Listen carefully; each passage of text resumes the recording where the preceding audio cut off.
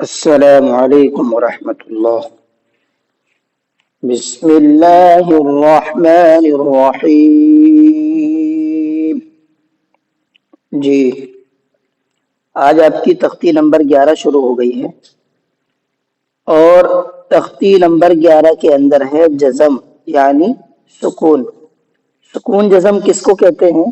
یہ جو چھوٹا سا دال بن رہا ہے اس کو سکون بھی کہتے ہیں، جزم بھی کہتے ہیں، دونوں نام اسی کے ہیں۔ آپ سکون بھی کہہ سکتے ہیں، جزم بھی کہہ سکتے ہیں۔ اچھا، اس کا قاعدہ کیا ہے، کرنا کیا ہے اس کا؟ تو پہلے تو یہ پڑھ لیتے ہیں۔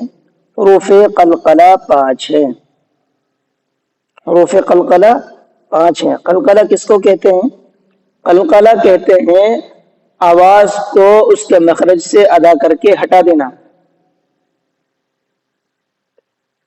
ڈبل آواز نکلنے کو قلقلہ کہتے ہیں۔ اس کو آپ کو میں ایک مثال سے سمجھاؤں۔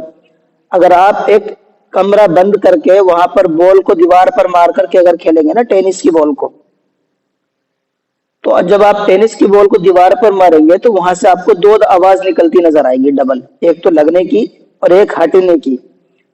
تو یہ جو دو ڈبل آواز نکلتی ہے اس ڈبل آواز کو قلقلہ کہتے ہیں۔ اچھا، قلقلہ ہونا کتنے حروف میں ہے؟ یہ آپ کے 5 حروف ہیں، قاف، طا، با، جیم، دال۔ یہ 5 حروف ہیں۔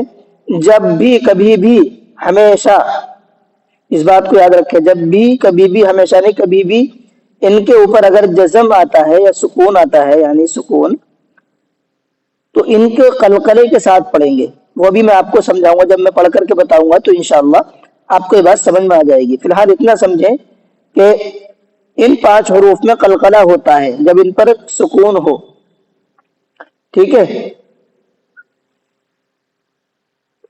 بس اتنا پڑھ لیتے ہیں، باقی قاعدہ یہ جو لکھا ہوا ہے وہ میں نے اپنے لفظوں میں آپ کو بہت اچھی طرح سے سمجھا دیا ہے۔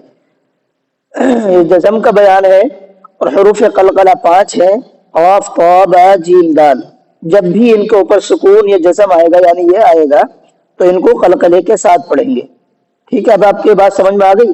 چلیے آگے سبق پڑھ لیتے ہیں۔ اب حمزہ با زبر اب، دیکھو میرے ہونٹ ملے با میں لیکن ملنے کے فوراً بعد ہٹ گئے، اب تو یہ جو ڈبل آواز نکلی ملنے کی اور ہٹنے کی اس کو قلقلہ بولتے ہیں۔ اب حمزہ با زیر اب، باقی ان 5 حروف کے علاوہ کسی اور میں نہیں کر سکتے، ان 5 حروف میں ہی ہوگا بس۔ حمزہ با پیش اب، جیم با زبر جب، جیم با زیر جب، جیم با پیش جب، با جیم زبر بج۔ دیکھو اوپر کی اس میں جو ہے با پر سکون تھا سب میں، اب یہاں پر جیم پر سکون ہے جو آپ کا یہ 4 نمبر پر ہے، جیم۔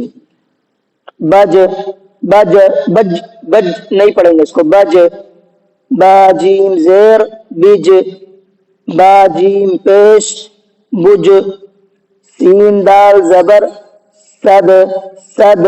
اب یہ دال کی مثال آ گئی یہاں پر، آپ کا دال 5 نمبر پر ہے لاسٹ میں، سد، سین دال زیر سید، سین دال پیش سد۔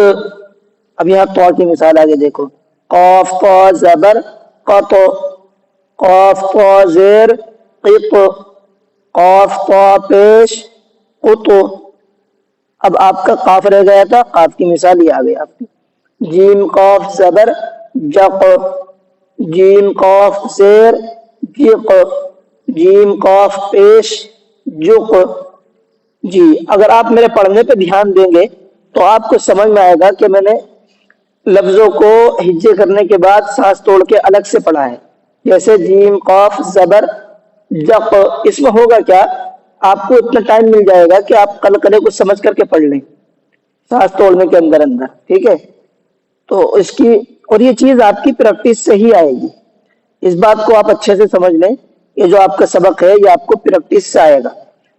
تو اس میں آپ کا ہوم ورک یہ ہے، جو بھی میرے پاس پڑھ رہے ہیں، جو میرے ویڈیو کو سنتے ہیں، آپ کا ہوم ورک یہ ہے سب کا، یہ آپ کو اس کی پریکٹس کرنی ہے۔ اب دیکھو اس چیز کا، اس میں ایک چیز کا اور دھیان رکھنا ہے کہ آپ کا اب کہتے ہوئے نہ تو ابا ہونا چاہیے، با پر زبر نہیں آنا چاہیے، اور اب بالکل ٹچ بھی نہیں رہنا چاہیے۔ इसका दरमियानी बीच बीच का लेकर के रखना है, मिडिल में लाना है इसको, वो प्रैक्टिस से ही आएगा। अब, जब, अत, सद, इत, इसमें जबर की भी आवाज नहीं निकल रही है और बिल्कुल टच भी नहीं होकर रह रहा है ना, बीच की तरह आवाज है, वो आपको प्रैक्टिस से आएगी। तो इसकी प्रैक्टिस कर ले। हमारी वीडियो अगर आपको समझ में आती है तो लाइक कर ले, और अच्छी लगती है तो सब्सक्राइब कर ले, ताकि तमाम अपडेट आपको पहुंचते रहे और आपको कुरान पढ़ना आ जाए। चलिए, अस्सलामु अलैकुम व रहमतुल्लाह।